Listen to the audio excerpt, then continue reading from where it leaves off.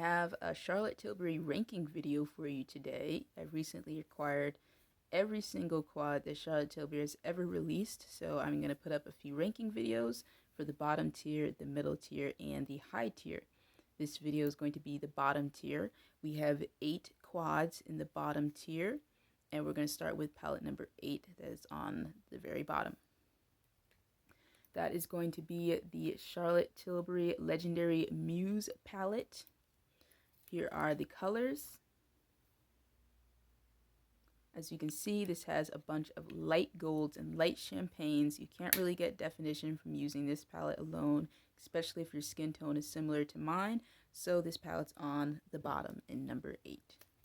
In number 7, we have the Glamour Muse palette. Standard packaging. Here is the color story.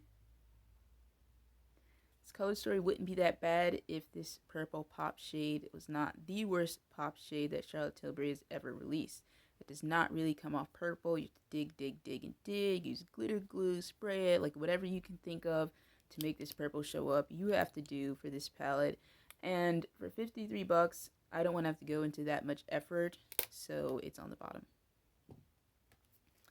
That was 7. Now we have number 6. In place number 6, we have the Pillow Talk palette of pops. Oh no, this is just a regular Pillow Talk. Sorry about that. Here's the regular Pillow Talk palette. This one's on the bottom because for my skin tone, this is just not working. I've even seen other YouTubers who have a much lighter skin tone, and they say this does not even show up on them. This is for the fairest of the fair, this particular palette. This is not showing up on my skin tone. I have nothing to work with. 2 very light pinks and a champagne. I can't really do anything with this palette. It has the same issue as the Legendary Muse for me, so it is on the bottom. Spot number 5, we have the palette of Pops Supersonic Girl. Has different packaging. The actual palette is glittery. And here are the shades. These are all pop shades, which I normally would not find be an issue, except that these are rather sheer. They're all of a medium tone. You can't really get any definition with this. This red is not as red as it looks.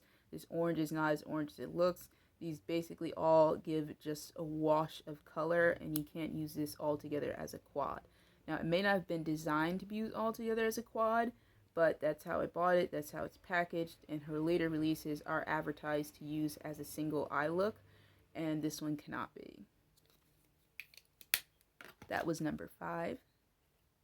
Now moving up to number 4 in the bottom tier, we have the Walk of Shame palette. This has been rebranded to the Walk of No Shame, but mine is one of the original copies, so you can see on the back it still says Walk of Shame on it. Here is the color story. Now, I don't mind wearing reds. As you can see, I'm wearing red right now from the Fire Rose palette. However, this particular palette pulls a very sickly red on my skin tone, so I am not a fan. This red right here is very orangey. This one is a bit more blue undertone to it, but combining this whole palette together, it makes me look sick. So it is on the bottom.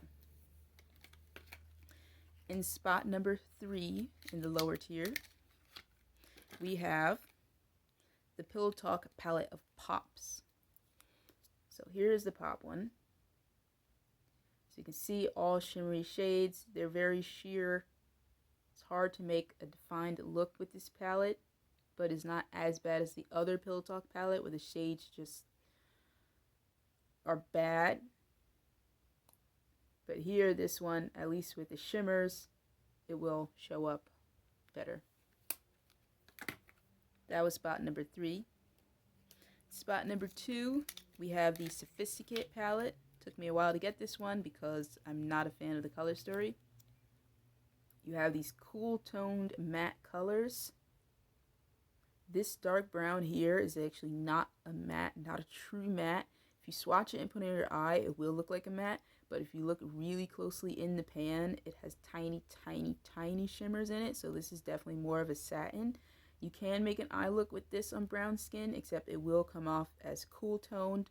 So if that does not go well with your undertone, then you want to avoid this palette.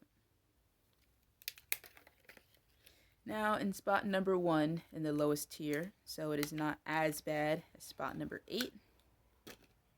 This is the Transformereyes palette.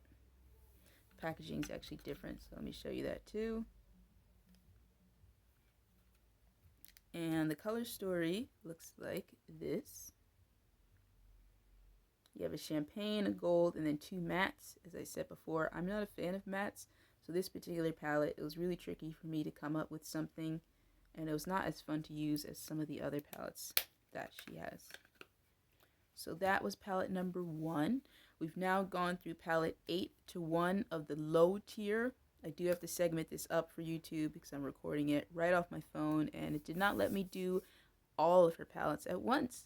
So thanks for watching the lowest tier of her palettes, ranked from 8 to 1, and I'll be shortly uploading segments for the middle tier and the high tier.